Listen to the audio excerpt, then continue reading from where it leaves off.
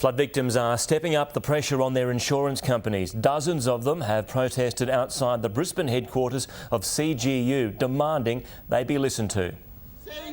More than a month since the floods, tensions have peaked. Shame on you, CGU! Shame on you, CGU! Customers demanding and needing answers. You tricked us Australians, mate, with your fine print. Come out here and see us. We first met Sally Doyle, a single carer of 4 children, last week. Despite being a comprehensive insurance holder, an assessor hadn't even visited her home. One finally did after our story.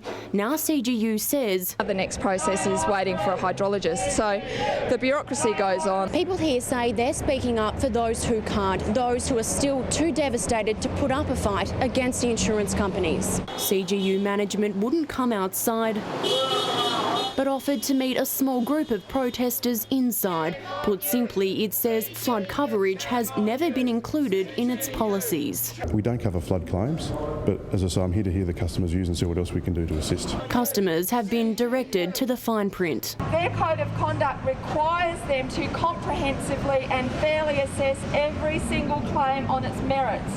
To date, that has not been happening. Normally I'm pretty strong, I've been good, but it's not getting any easier. But at the end of the day, consumers voting with their feet is instant pressure. Renee Henry, 10 News.